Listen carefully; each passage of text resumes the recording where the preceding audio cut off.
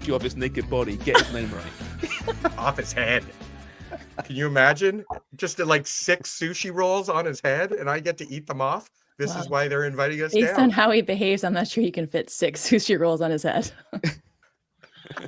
Hey, Footy Prem audience, did you know that Wonga's going to the World Cup draw? Have you heard? You will He's do. like a vegan, isn't he? He's a bit like a vegan. How do you know Wonga's going to the World Cup draw? Because he'll fucking tell you within the first 5 seconds of talking to him. Fair. Hey, Asa's here. Hey, Asa. Guess what? Asa's going somewhere as well, aren't you, Asa? Yeah, we'll be calling the MLS Cup final in Fort Lauderdale at Chase Stadium. So pretty excited about that. Usually calling these away games off of monitors. So yeah, really looking forward to calling this one live in person for this Cup final. Should be a great event, and can't wait for a Whitecaps win, one more to close out the season. Good for Colin you. back. Yeah. No, Colin's still in Mexico having the best time. So Is he missing the game? it's going to be me and Dolly.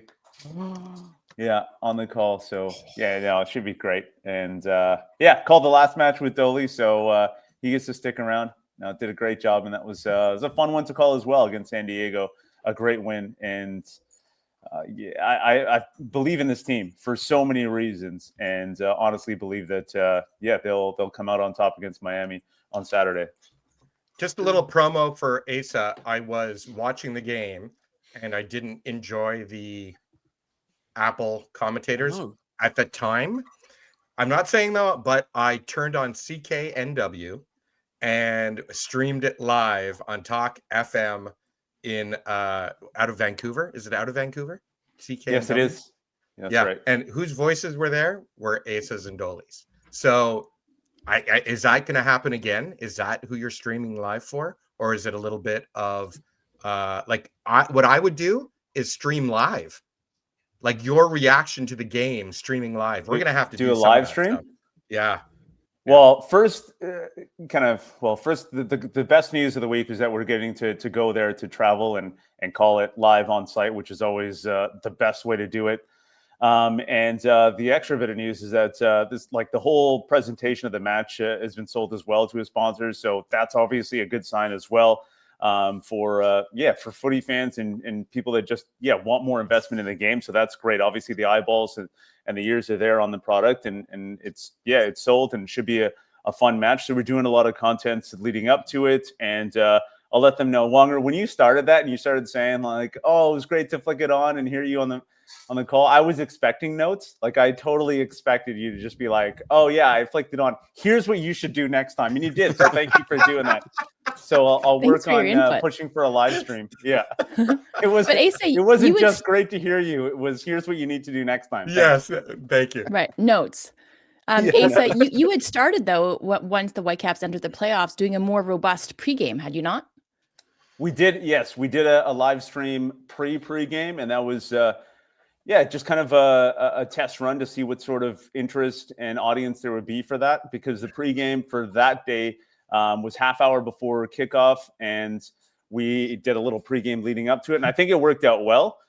Takes a little bit more resources to kind of put that thing together, but yeah, I'll push for that because that's good for the listening audience as well, and kind of driving people to CKNW. And it was fun, to have guests on that. I think we had Max Bredos on that live stream as well. And that might be the way to get Kaylin Kyle on our pregame, because she's been a regular and a good luck charm for the Vancouver Whitecaps. A lot of fans looking forward to hearing her on our pregame show, but she has other commitments, obviously leading up to this MLS Cup final. Yeah. So we got to figure something out to make sure that she's a part of our pregame show. Did your sandwich board travel with you? Are you still going to be doing that outside the stadium? Yeah. Or is that strictly a Vancouver thing to like pack the place? Okay, I might have to appoint someone else. I might have to leave that with somebody else. Are you a bit nervous though, Asa? Obviously, you've been doing the games all year with Colin, and in comes Dolly. Now, Dolly's a pro, he's great. You've done it with him before. I know that, right? But it's like getting a new strike partner for the World Cup final, and you haven't quite got that synergy just yet. Is it good? Are you on the same page, or is it a little bit rusty as well? No, it was good. Honestly, called games with Dolly before, but you're right. Like the I guess the flow of the game is definitely different with everyone that you'd work with in a commentary basis. But with Dolly, there's a good understanding about like what I'm trying to tell or how I want to paint the picture for a certain scenario, and he chimes in perfectly. His analysis is so quick, concise, and to the point. He's very good. And I think after the first sort of 5 minutes of that last match against San Diego, kind of figured it all out. And it's really fun working with him. It's really interesting to kind of, I guess, work with different people and kind of get used to different styles of commentating. So who do you prefer? There it is. So the great thing about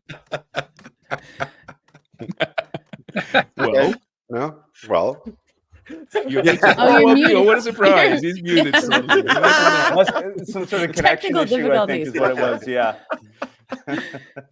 That's great. So what's the Cap schedule this week? They've been in training. Obviously, you were reporting yesterday. When are they heading down?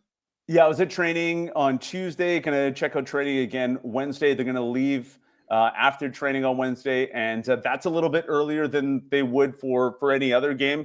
Usually traveling match day -1, so the day before the game. But that'll allow them to get a couple sessions then in Florida, and then be prepared for the game on Saturday. So different schedule for them. I'll be flying out on Friday, and I won't get a chance to see any of the training sessions there, but definitely get at least a few hours to get a feel for the land and where we'll be commentating from and everything. I understand there's a bunch of ex-Whitecaps players being invited to go down, so you shouldn't have any problem with your pregame having some of the old lads around. Oh, that's just it. And they've been great, just hearing from different people who've been a part of this team, whether it was, the old NASL, Vancouver Whitecaps, the CSL, Vancouver 86ers.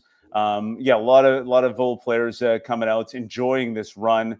And it's great because this team, and we've heard it from, not just Whitecaps fans, but you're hearing it from Apple TV commentators, and this is just such an enjoyable team to watch. Jimmy Brennan's on board now. It's a fun team though, right? Relic, you watch it. Relic's on board. There's reason to fall in love with this team, and it's the same for the alumni and everybody. Who's worn the crest and played for this team. It's just such an enjoyable team to watch right now, and so deep. Right, the starting 11 looks great, but players coming off the bench have been incredible as well. I get the sense that within the Vancouver fan, faithful, and the Canadian media, we're all kind of dismissing the fact that Miami is a pretty good team. And they have a bunch of players who will go down as some of the greats to ever play the game. One in particular. I know Vancouver beat them twice this year, handedly. But are people discounting Miami? They're still the massive favorites to win this thing. Yeah, they're favorites.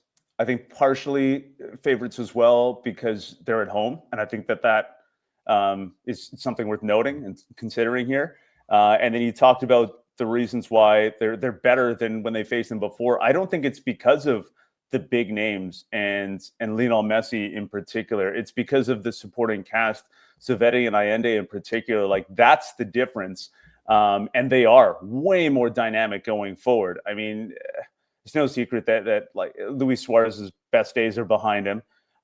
So he was definitely a weakness the last time these two teams faced each other. They just didn't have the movement up top that they would have liked. And that's the biggest difference right now. When you watch him, when you see him against New York last week, it was the runs up front, the quick play as well, because that run is being made over the top and in behind. So that's one thing to keep an eye on, obviously, going into this game.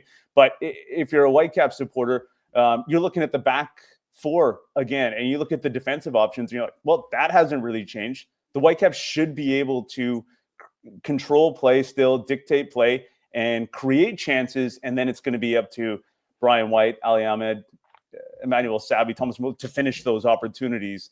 I think you guys talked about this already this week, but I expect this game to be pretty open. Goals will be scored, which is always fun for a commentator, of course. Speaking of that backline, Asa, what do you think Sorensen does with the personnel available to him? That's a great question.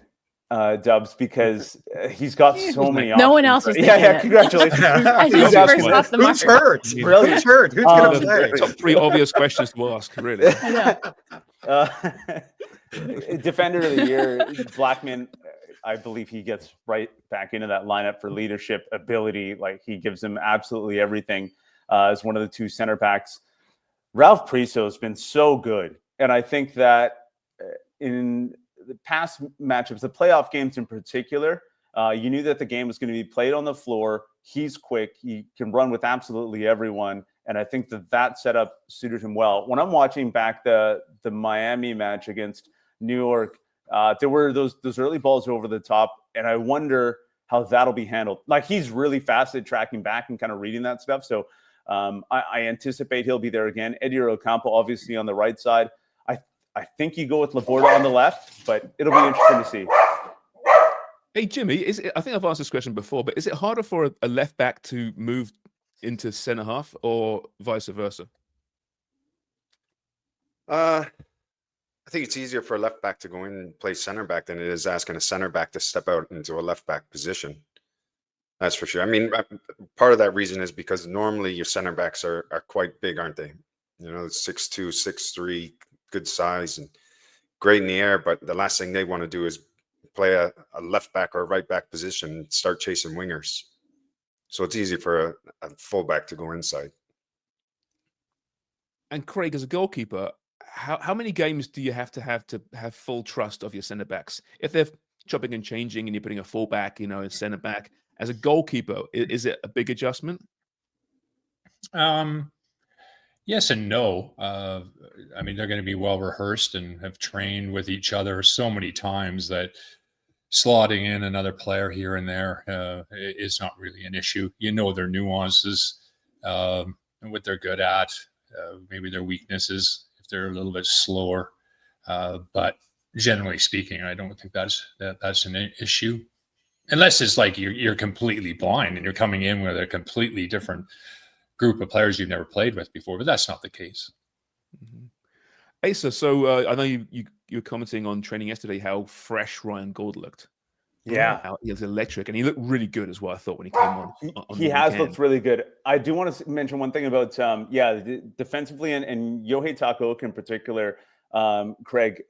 One thing I've noticed this season in particular, but especially in the last month or two, is his command in the back and his ability to kind of vocalize and just lead from the back, I think, has also stood out to me. So I think that has helped and maybe gets overlooked a little bit when it comes to, the center back and the back four in particular. It seems like Yohei Takaoka has them really organized. So that's been great to see as well at training and then in games. And then when it comes to Ryan Gauld, he's been, I guess, the X factor for the Caps throughout these playoffs in particular, because they haven't had to start him. I think if they needed to, if they really wanted to, they could start him. But this recipe's worked out so well so far because you have Sabi and Ali flying. Thomas Müller obviously doing everything that he does everywhere on the pitch. Brian White now leading the line. You're able to bring on Ryan Gauld off the bench, and that has to be terrifying for defenders. And he nearly scored coming into that last game. He kind of rattles one off the post as Brian White created an opportunity. So that's, I imagine, is going to be the situation once again, where you have this super sub coming in and hopefully closing out the game after the Caps maybe get a couple early in this one. If Gauld was never hurt, right, wasn't injured this season, what would the 11 be? That's a really good question, Sean. Great questions. So I'll buy myself another 7 seconds. I don't know if Thomas Müller ends up coming. I mean, there's a good chance that he probably still does, but I do think the whole outlook of the team is so different. I mean, it's hard to say because you would have, he'd be the one in the middle, I guess, leading the way the whole time. I think you'd still have this 4-2-3-1 setup, and he be in that Thomas Müller spot. I guess, to Jesper's point, you bring in Thomas Müller, you find a way to get them both on the field anyway, because they're great. But this group looks like it's a complete setup, and they all complement each other. The team actually feels like they've benefited from doing all the extra competitions. I know a lot of people talk about, how can you manage all these different games CONCACAF Champions Cup run, the Canadian Championship, and they went the distance in all of them. And I feel like it's almost like a video game, or like any gamers out there, I guess, who would have like the side quests. They've done all the side quests and picked up all the extra gear and armor. So you have like Kenji Cabrera, Thomas Müller. They've got absolutely every tool now to now use in this final, because they've had several players step up. We haven't even talked about recently, JC Ngando, Jivan Badwal, all these different players that can give something different to this team. And they've benefited from picking up these extra competitions. So I think that's part of the reason why they're so good right now. Asa, if Sharms had never lost his job at Sportsnet, who do you think would be hosting Footy Prime? It wouldn't be a Footy Prime. Oh, yeah, sorry. trick question. I wouldn't have met Wonger. It'd be also different and better. What a weird question to ask. It led to a very good answer, though. So I like that. Other than who might be playing if someone else had died in an airplane crash. What I'm noticing a few things. I'm noticing a few things. One, if you're looking on YouTube, did Asa Rehman get a haircut knowing he was going to Miami? That's number one question. I did, yes. Missed the press conference yesterday because booked the haircut at 2:00 and went to training. Gathered everything I needed to know. I trusted everybody to ask the best questions, and then we'll catch up on the post. Okay, because I got a haircut. I got a haircut knowing I was going to FIFA, but then I noticed Craig today. Don't call it FIFA World Cup draw, 2026. I noticed. I feel like Wonger, that's got to be your bit when you go. Just like I've got a bit everywhere. I've got a big hat. I'm gonna wear. YMCA. So much, by the way. YMCA is gonna be playing. Craig, look how dark his beard is. Someone been dabbling in the Just for Men. Someone's wearing leather. What are you trying to say? You're going to be the leather guy, aren't you? You're going to be the big bear. I put a little almond dip in it. Nice. That's only in their shared suite. By the way, we'll get back to the Caps, but as you mentioned, I mean, we have to discuss this entertainment lineup. I know. The World Cup draw. Yeah. All right, so you got your Robbie Williams. Mm-hmm. 1998, big deal. Not so much now, but I like Robbie Williams. Yeah. YMCA, I don't understand the relevance. How did they get in there? It's Donald Trump's song at all of his fucking rallies, guys. Is that why? Yes. No. Yes. That's who he dances to. The double hand job. The double wank. That's why they couldn't get anyone else. Yeah, but you know what's funny is Andrea Bocelli is also singing. That's fine. That's brilliant, consistent one. Trump has a dance for him too. Well, it's a forward hand job. For classical music. It's not on the side. It's more like that. Telling him what he's doing. I'm sure you'd love to see that. He's talking through it. Thank God he's blind. Yeah, Jesus. exactly. Who else? And then there's Nicole Scherzinger, who was, what is she? What do they call her? Multi-hyphenate. What the hell's that? I think because she's multi-talented, so she's a number of titles. She's multi-hyphenate? Stupidest thing I've ever heard in my life. I agree. Can't just say you're good at shit. Yeah. The multi-talented. That would be good, right? That worked for years. It worked pretty good, didn't it? Yep. Anyway, what do you think about YMCA? Asa, you a fan? Gosh, I don't know how they came up with the ones in there. And no one really current, right? Like no. Seems not just not current. Like we're talking decades ago. Yeah, that's right. Not like 5 or 10 years old. Yeah. Even Heidi Klum. Wheeling people out. Yeah. Mm-hmm. And Kevin Hart, right? I guess Kevin Hart's probably the most current. Yeah. But he didn't he host the announcements last year, the FIFA. Oh, I forget what it was now. No, it was just called the FIFA.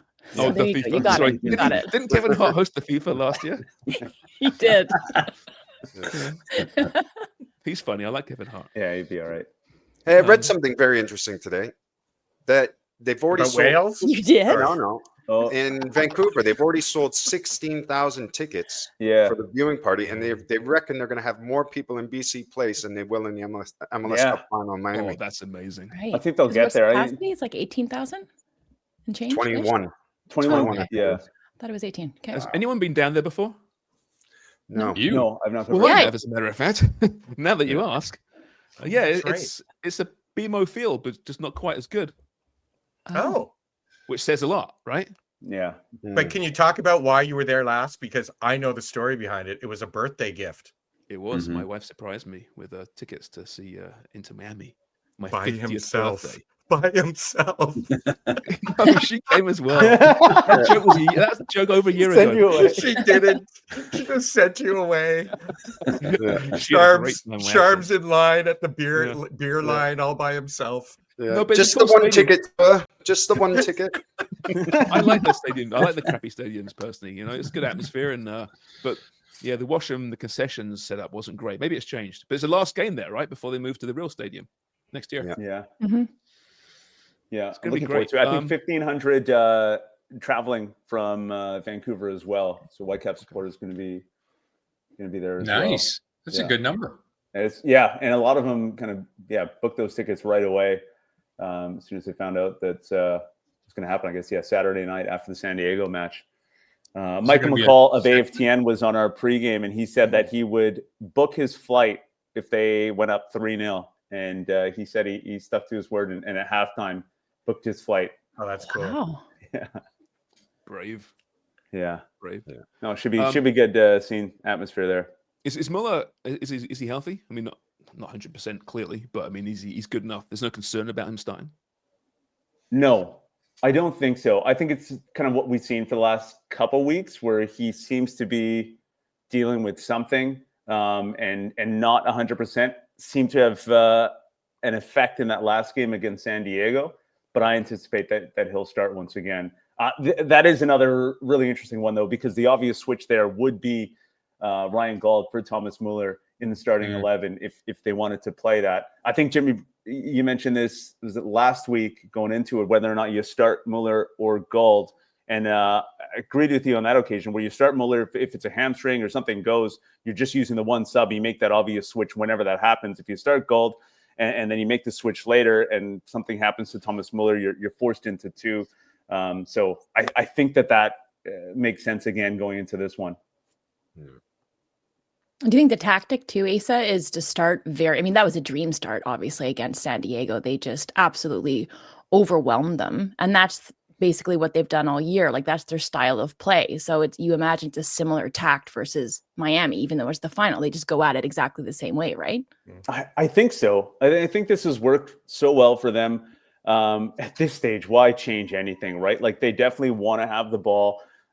They want to build out the back and they want to isolate Ali Ahmed whenever they can. And that comes from the quick switch of play. I think I heard someone ask, like, why didn't they get two to cover over there on the third goal? And it's because of the quick pass and quick switch from Andres Cubas. Yeah. And you can't just overcommit people right away. Anytime they can, if they're in their low block or medium block, they're going to have two players go over to Ali Ahmed. That happens absolutely every time, I think, from the start of the season. But if it is a quick switch, he'll try to take advantage as quickly as possible because it will be 1v1 for a moment at least. Who's got the most to gain from this match, from the Vancouver Whitecaps perspective? Is it Ali? He's getting notoriety now for the first time. Really, people are appreciating just what he can do. Yeah, I'd say so. Another great question. Yeah, that's why I buy myself the extra seconds. Probably is Ali, because he's been a player that has been rumored to move. And I think that those rumors are coming up again, especially at the disco, listening to YMCA, rumored to move. Yeah, that's right. Yes. You know, there's and Vanni Sartini talked about this as well, where he had mentioned that Ali Ahmed could be playing in one of the top 4 leagues. Like, he's that good. He's that dynamic, and we're seeing it once again. And now the final touch is coming together as well through assists. And if he scores a goal, maybe 2, because he gets in those areas, if he's able to put a couple over the line, his price and interest goes up, obviously. So probably right. But at the same time, as an individual, you don't want to look at it that way because this has worked out so well. The team has bought into this. Like the ultimate goal, and that's winning the MLS Cup here, and they play off of each other so well. And Ali Ahmed's an example of that as well. The way he ricocheted that last goal off of Brian White, like they're all playing for each other, and I think that's what makes him so good. But a lot of players have a lot to gain from this one. I think Berhalter's another one. You guys have had him on the show, and we've seen his the interest in him is skyrocketed as well. And then across the back line, like Ralph Priestau, how close is he to getting a call up?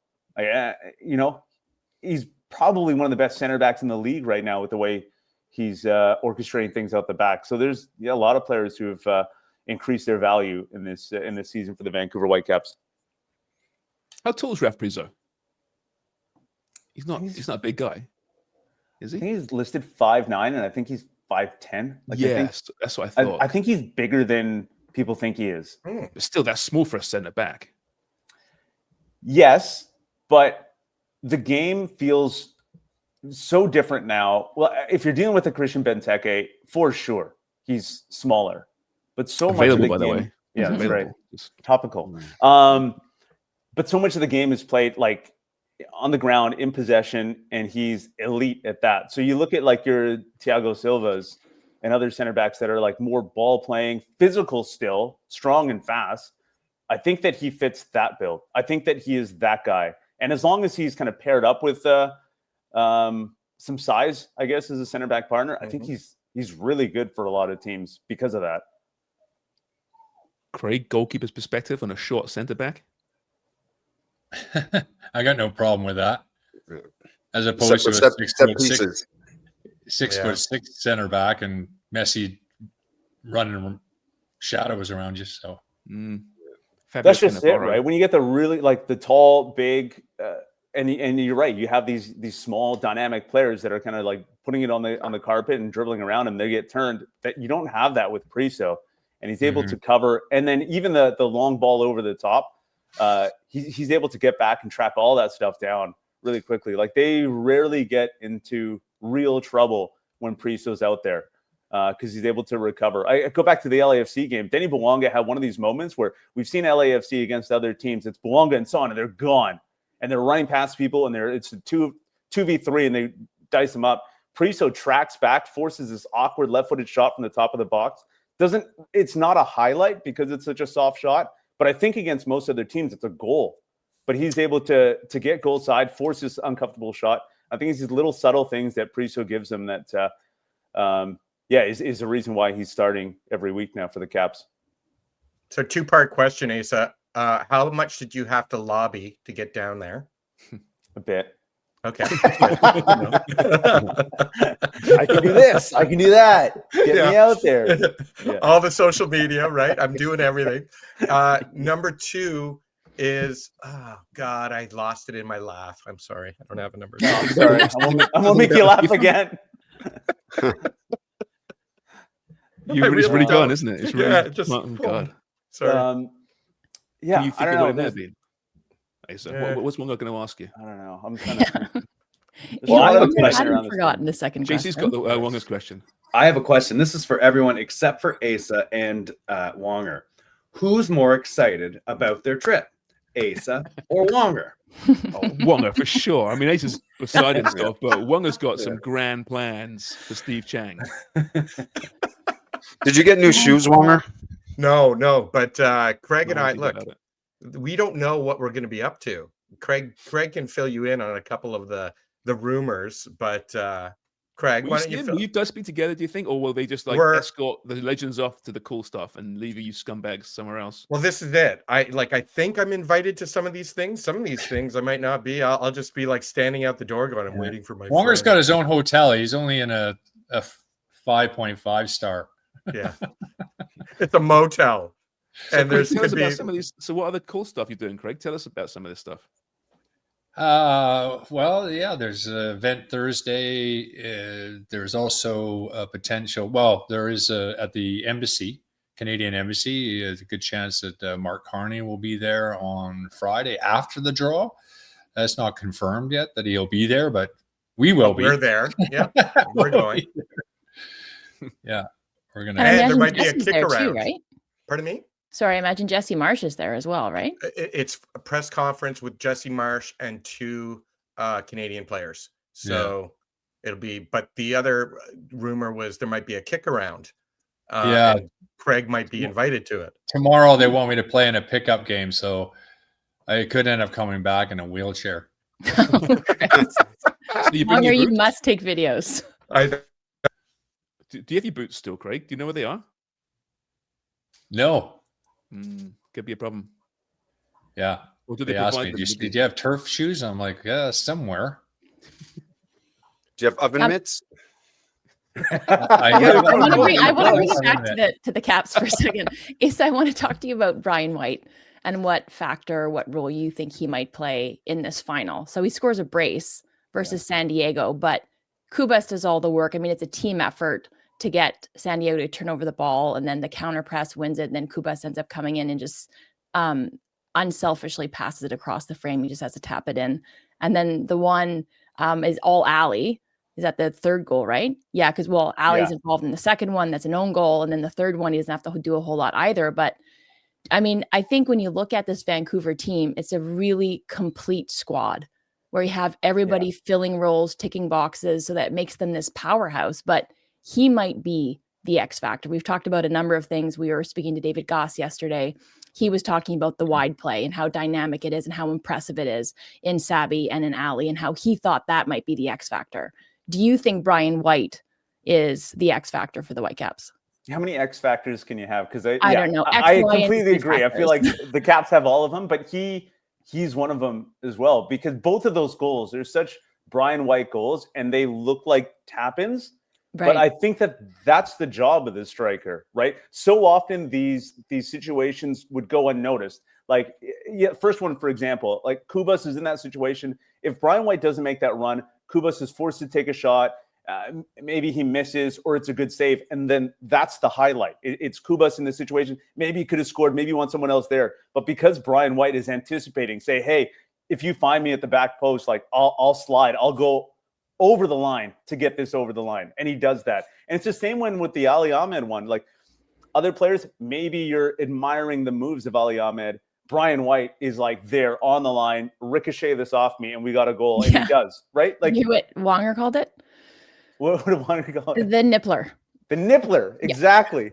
Now I have to use that. No, please don't. Please do it on air. That'd be amazing. But I think that's what Brian White gives his team, because if he's not there in those moments, these aren't goals, right? And that's why he's the leading scorer for the Whitecaps in the MLS era, because he's always popping up and finding a way to get the ball over the line.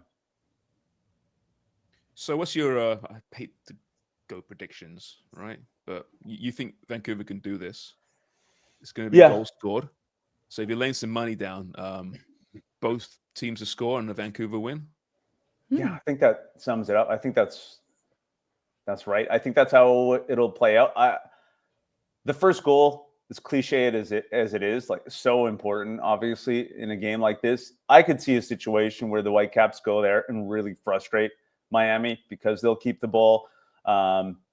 Kubas, he had Messi in his pocket last time. I think that's still a storyline. I know Miami's going to look at all the great things that they've done in these playoffs, but I think it's different when you're dealing with Kubas and Berhalter. So I see the Whitecaps winning this game. And I could see them winning by multiple goals as well. But there will be goals in this game, that's for sure.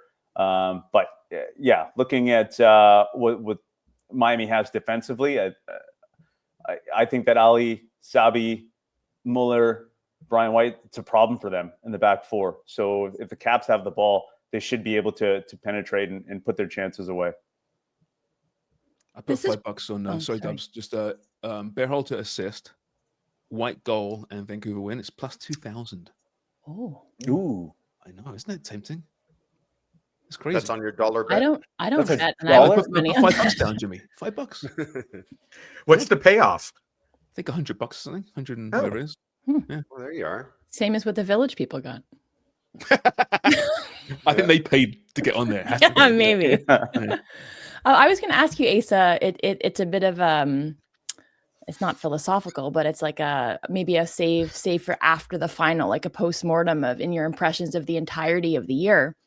I think this Whitecaps team is perennially underrated when you look at MLS pundits and the people who follow the game. Like, they don't really look at the Canadian MLS franchises, but they're seen as like finishing well out of the playoffs. But at the same time, even if they're discounted by the rest of the people before the season kicks off, you look at this team and the arc that they've been on and how the pendulum is swung. Like Sartini's gone at the beginning of the year. You lose one of your DPs in Stuart Armstrong. The ownership puts the franchise up for sale. And then like final of the CONCACAF champions, we know that they've been one of the best teams in MLS all year. But here we are, however many months later, and they're in the MLS Cup final. Like, it's a pretty unbelievable arc that they've been on this season. So what has it been like for you? I know that you're not within the organization, but you're so close to it. What has that ride been like for you?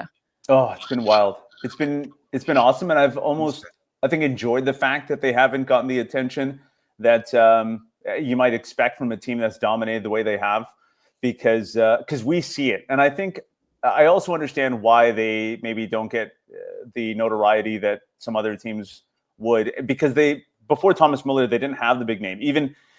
Even Ryan Gauld was kind of regarded the working class or working man's DP. Like, that's the type of player he is. Andres Cubas, like, I don't think that he gets the credit that he deserves. Yohei Takaoka is not this big shot stopper. Like, right across the board, it's all these players that you don't expect to be. They're not big names, and you don't expect them to be like on the All-Star team at the end of the season, but they are because of the way they performed this season. So yeah, that's why. I can also hear something scratching. Who's got something scratching against them? Anybody? I don't know. I've got an itch to scratch, but I haven't. Oh, I got a rash. But yeah, I mean, it's almost over for you, Asa, this season. Hopefully not beyond. You're not going anywhere. But I mean, it is fun, isn't it, to cover a winning team? I mean, you cover some bad Whitecaps teams as well. We've all covered bad teams, but it's just, there's a vibe. It's just so much fun. It's fun going to training as a member of the media, let alone being a player. I mean, I can't talk about that, but just this is that everyone's smiling and happy to talk to you. Enjoy it is my point, because it doesn't last forever. No, that's beautiful. Tyler's going nuts. I wish I could say anything, but I'm going to stay muted. Right? Oh, I remember what my second question was going to be, but it was about. Good. Here we go. I know. It was about, is there a bit of a jinx going on? And I hate bringing this up only because I just watched like 3 interviews, MLS, Apple people, and The Athletic, all coming on and talking about how well-rounded, how great, what a season that the Vancouver Whitecaps has had. And I'm just sitting here waiting for, and maybe this is a Canadian thing, where we're waiting for that other shoe to drop, where we're like, oh, okay, this is the Vancouver we always thought was going to happen. And they're going to get like, it'll be a 3-0 loss. Am I worrying too much? Or is Vancouver? I hear what you're saying. Because it does feel like this is why we can't have nice things. Because we're in this situation now where, we've been seeing this team and enjoying the ride, and so happy that we're here. And now the fact that they are getting the recognition a little bit from different people. Bradley Wright Phillips, I think he's been waving the flag from the start of the season a little bit as well. So it's been great to hear him talk about it, but everyone else kind of coming over. I think it's just a situation now where there's nowhere else to turn. There's no other team to hype, but you can't talk about Philadelphia finishing first or San Diego and what they've done as an expansion team. Like, here we are. It is the Whitecaps in Miami, and you're forced to watch what the Whitecaps have done this season. You're forced to see what Jesper Sorensen has done with this group, and that's why they're getting the recognition right now. So, yeah, I'm hoping it's not a jinx. It's just a fact of the matter now that you have to talk about the Vancouver Whitecaps. You're forced into it, and you're seeing how great this team has been all season long. Speaking of jinxes, though, do you have anything that you do when you're calling games at home that's part of a routine that maybe you feel comfortable with, and now it's going to be disrupted because you're traveling? No, there's nothing. No, because having a family of 4 plus Kylo, it's always chaos. So as much as I want to have a routine, things are always thrown off. The girls have a game in the morning, or there's a practice. So you have these little routines, but that gets changed all the time. So no, there's nothing that really I do in preparation that I'm stuck to. I mean, I'll be traveling with my navy blue suit that I wear on game days. So that doesn't So get disruptive. see, you have a thing. Yeah, but then you asked what would be disruptive because I'm leaving, and that won't be. Fair. I like it though. Can we have a picture of said blue suit when you're prepping for the game? Sure. Okay, because I wore this deliberately today. I'm doing my best Jesper. I love it. Isn't it a Jesper sweater? It is. It is. Sweater. It is actually his. Jesper. Shh. Get back in your cage. Yeah. There are a few things better in life, though. When you get to leave the family for a weekend. Funny line. Everybody knows. You're laying that It's hotel bed, true. no one's yammering and again. No, it's like, oh god, this is good. Don't need You to got feed quite the the dog. You got quite the family life, Sharms. People yammering at you. Is that what happens? Oh, You know don't what it is. pretend that you don't enjoy a night in a hotel every now and again by yourself. Oh. It's glorious. It's a Jackson Pollock. Oh, Oh, God. come on. Jesus Christ. Pacers radio.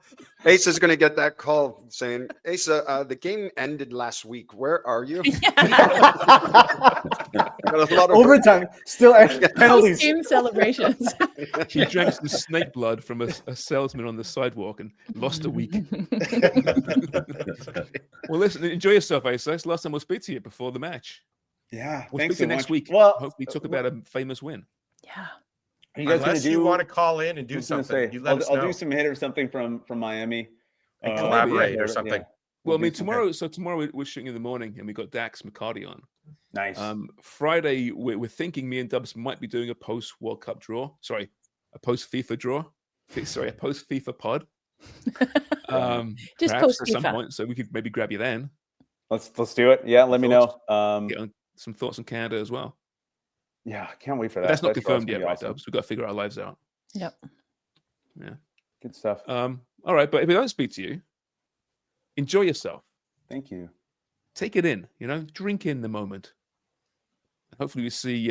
People saying, "Oh, but Messi does not lose these games." Yeah, he does. He has. He's lost the World Cup final before. He's Okay. quit. Remember, he quit Copa Yeah. in like 2015, 2016. He said, I'll never play in this again.